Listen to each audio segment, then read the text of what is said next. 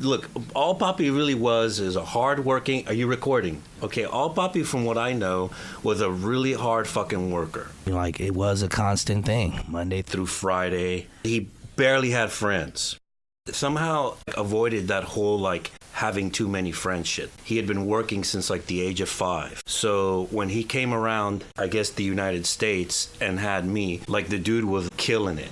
Fixing every other house in San Francisco. He knew about every war in every country, every general, because he read everything. Watched the news every night, read the newspaper. For the amount of education he had, his knowledge was through the roof because he gave it to himself. My dad's like, you gotta go earn it.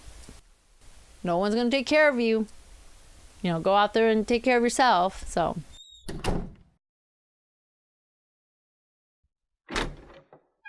For as hard and rugged and serious that he could be, he had this really, like, jokey, quirky, kind of like crazy thing about him. His sense of humor was a little bit different. McDonald's wasn't McDonald's, it was Magdonitas. Or like Toys R Us wasn't Toys R Us, it was La Jirafita. But I probably wouldn't go as far as my dad would go sometimes with the way he treated people that were overweight. He didn't like lazy people. He didn't like people who didn't try for things. He was a super driven person, and so he didn't take any bullshit. He was the boss.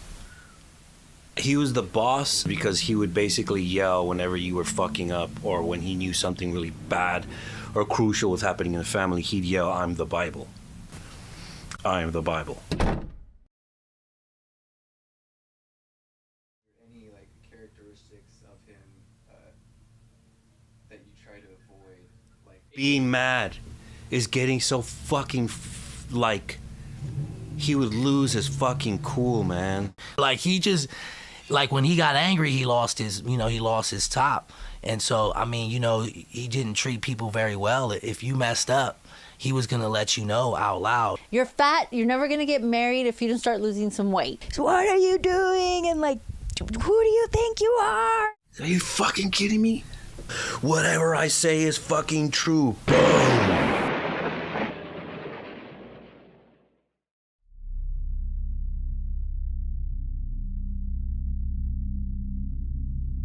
My dad, I guess he had hit my mom, and so it was real scary to me to think that my father would beat my mom.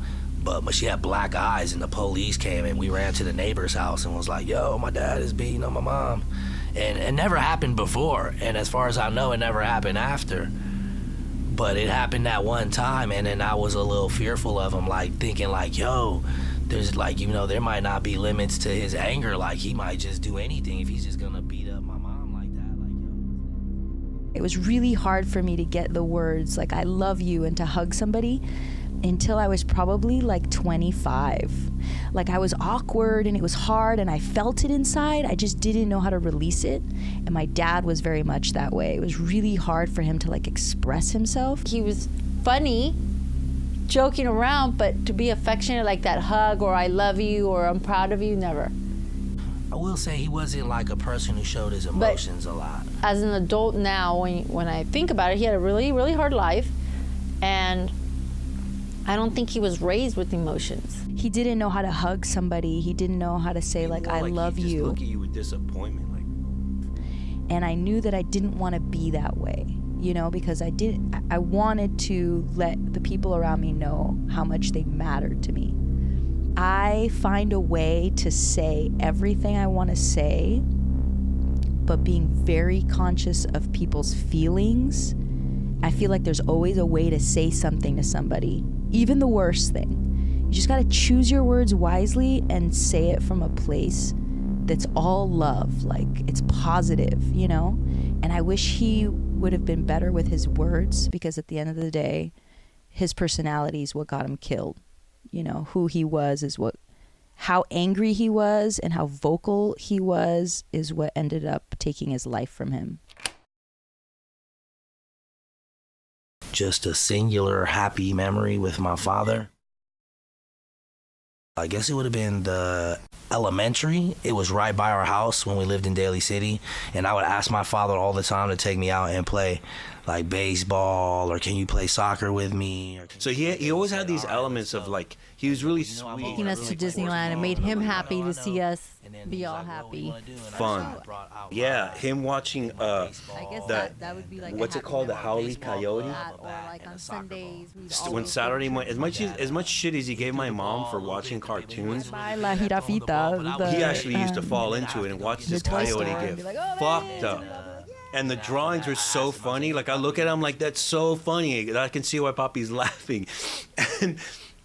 And anytime someone would get hit or slammed or whack, you could just hear like the slam echoing across the hallway in the house, and him just laughing. Hey, puta. And it was the funniest shit ever because he was so the happiest you would ever see his ass.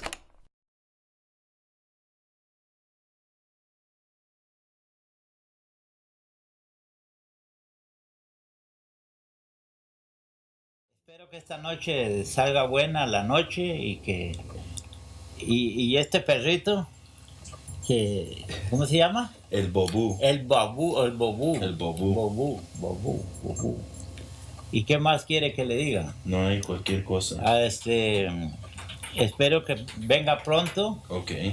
para ir a qué pues a Manuel Antonio. Ya tenemos quien nos invitó. Ok, está bueno. Ok. Ok. Good.